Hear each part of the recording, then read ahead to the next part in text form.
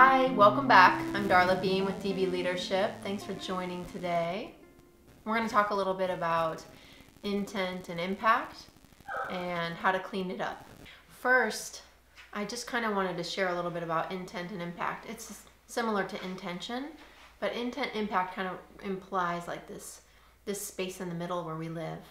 I'm actually going to tell a story and tell it myself.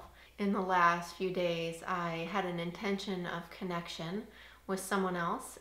I communicated what I thought was effectively, and what I created was, my impact was disconnection, to my surprise and wonder. You know, the thing is leaders own their impact. Everybody's a leader, and so everybody gets to own their impact, okay?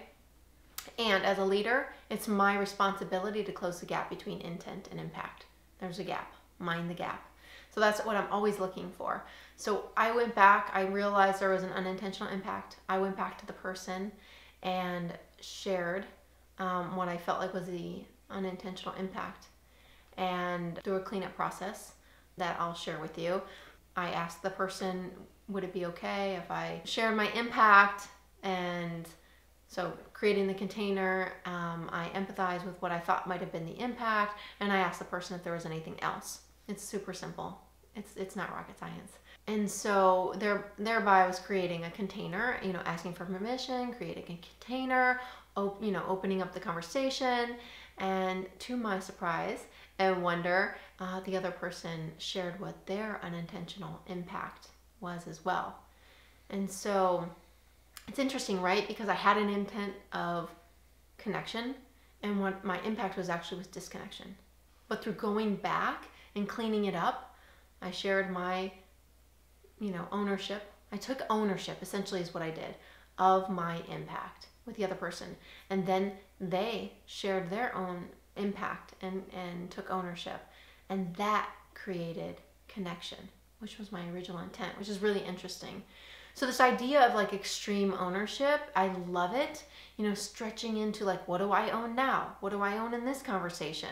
It seems like a small thing, but also like it has long-term big ramifications, right? So I encourage you to look at a book called Extreme Ownership by Jocko Willink. You can go online onto YouTube and check him out.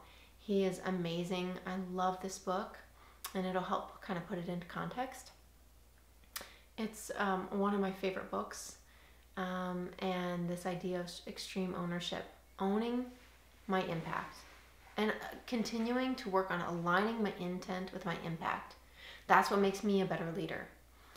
So I want to challenge you to both check out Jocko's book, and also take some time to notice what your intentions are, and just pay attention to what your impact is. And ask some people, if it doesn't feel right, if something feels off, or if it feels great, ask what your impact is. And then practice owning it either way.